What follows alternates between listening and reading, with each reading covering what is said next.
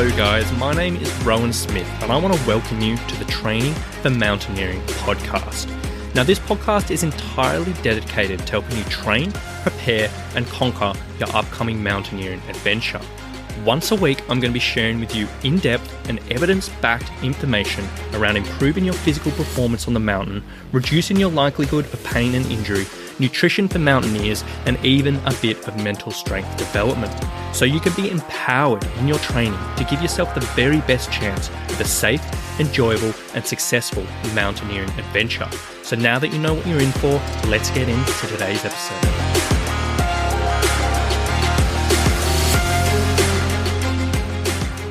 Alright, hello. My name is Rowan Smith and I am your host for the Training for Mountaineering podcast. Now today we are talking all about the 4 pillars of successful physical preparation for mountaineering, and the 4 pillars which I base my training off for mountaineers, which I've seen some great success with. Now to be clear from the outset, this episode and this podcast is not going to be covering anything like gear, like planning, or any particular technical stuff, but we're going to be talking about the physical preparation and training side of things. So that's where these 4 pillars come into effect. Now, for mountaineers who are already big into their training, who've done a lot of learning, a lot of research around this, these pillars might be a bit of common sense, and all the subjects I'm going to be talking about today, we're going to go into much deeper detail on these in future episodes of the podcast. But as this is a brand new podcast, I really do need to cover the basics and the foundations first before we get too complicated, before we get too sciencey, before we get too technical. And this analogy should sound pretty familiar to you as a mountaineer because it's exactly what you need to be doing with your physical preparation. Get the basics and the foundations right first before you go down the rabbit hole of all the other complicated and crazy types of training techniques. So enough about that, let's just get into these 4 pillars to start off with.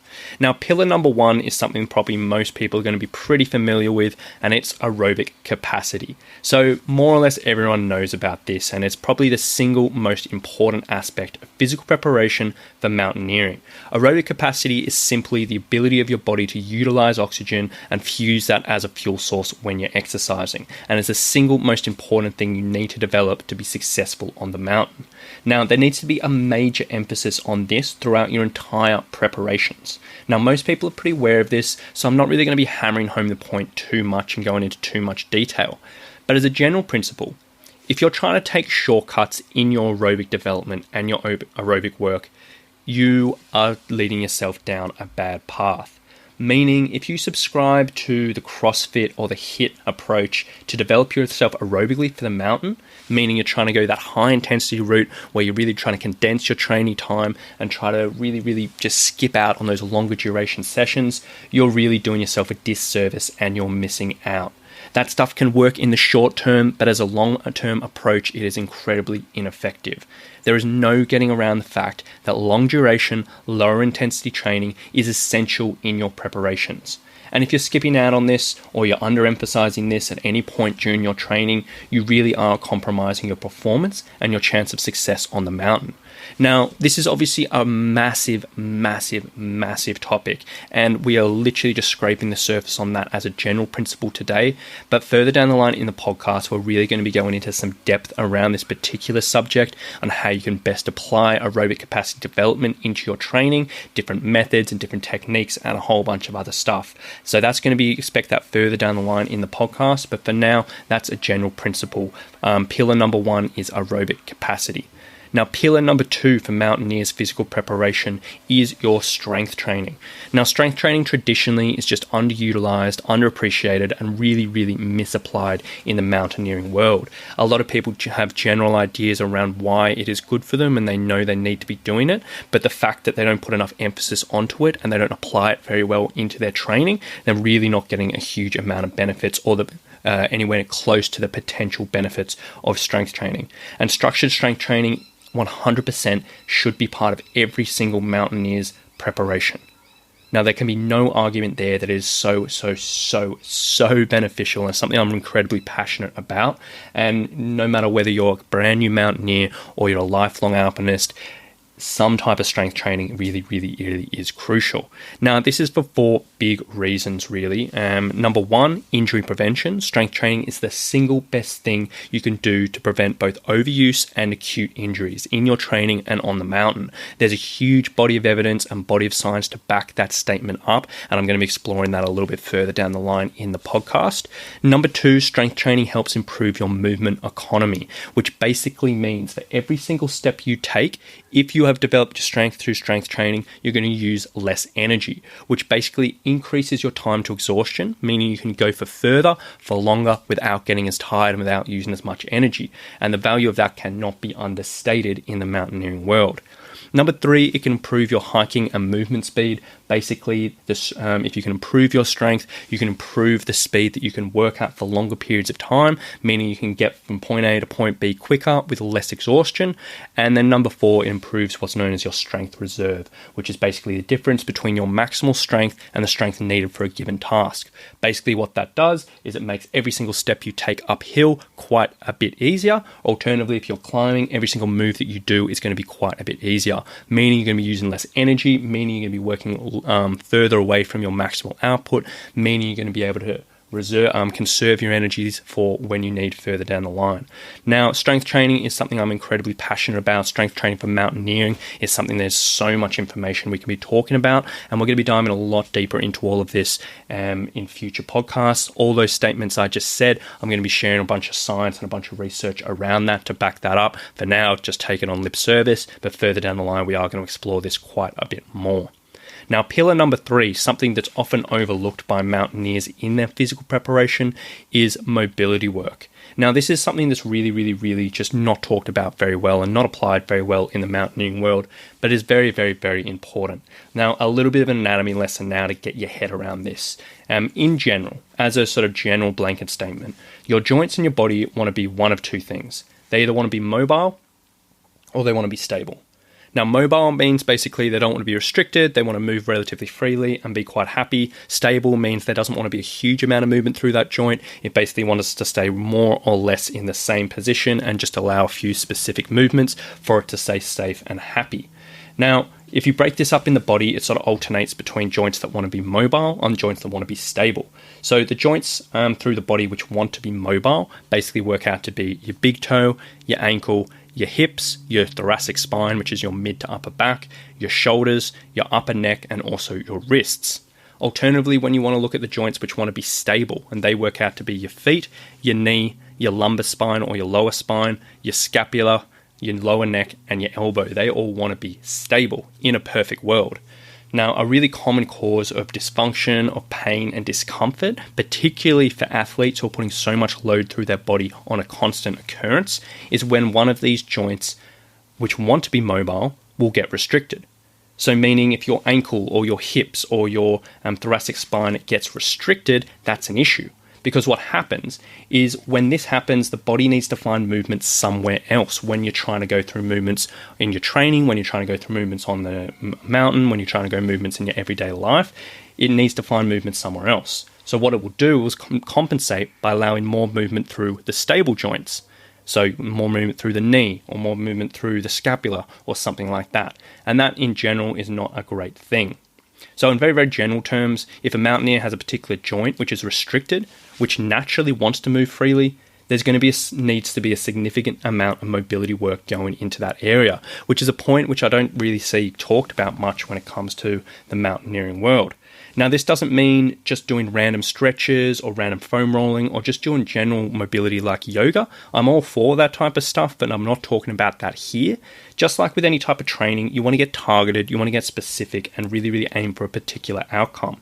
So in this situation, you need to identify if there are joints that need work and what particular joints need to be mobilized. You want to use targeted mobilizations for that particular area, and you want to be doing things that can have a measurable outcome. Meaning, can you judge, is it improving your mobility or does it just feel good? Now, that is a very important point to make. And again, we're going to be diving into this subject quite a bit more further down the podcast. And then pillar number 4 is recovery. Now, you've probably all heard this statement before. You don't get fitter, stronger, or more resilient when you train. You get fitter, stronger, and more resilient when you recover from training. Now, most mountaineers I come across just give lip service to their recovery. They know it's important, but they just really, really do the minimum requirements. They might do a little bit of stretching and foam rolling here and there. They might do a low intensity cycle or run when they're feeling a bit beat up and a little bit tired. But in all honesty, that really is it. Now, as an endurance athlete, you need to be taking your recovery seriously. You need to treat it as equal importance to your other training. Meaning, if you're looking at a week and you're like, I have to drop one session, what do? It can't always be that recovery session. You need to be including it. Because if you're not recovering properly from day to day, from week to week, from month to month, you are not going to be getting the full benefits of all the hard work that you're putting in. And all that effort, all that heartache, all that time put into your training, you're not going to be reaping every single scrap of benefit you could potentially can if you're not recovering properly. On top of that, you're going to be limiting your progress and you're going to be increasing your risk of aches, pains, injury, and illness. All of these which can be a major spanner in the works when you're leading up to a big adventure or simply just get in the way of your day-to-day training if you're just trying to stay fit all year round for the mountains. And it's just not something that we want. Now, there are a million one ways you can aid your recovery, ranging from things like regular foam rolling stretching sessions to designated active recovery, to things like contrast bathing, to looking after your sleep. This is a really, really big rabbit hole. And again, it's something we're going to be exploring in quite a bit more detail further down the line in this podcast. But as a general whole, you need to treat recovery with the uttermost respect because it is so incredibly important.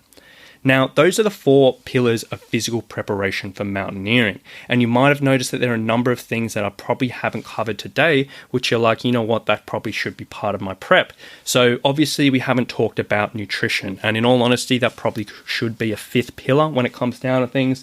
That is a whole subject in itself. And yes, we are going to explore that a lot further detail further down the line. And I'm going to be bringing in a number of dietitians to talk about particular nutrition practices which can help with mountaineers' preparations and their adventures because it's such an important subject, but we're going to be exploring that further down the line.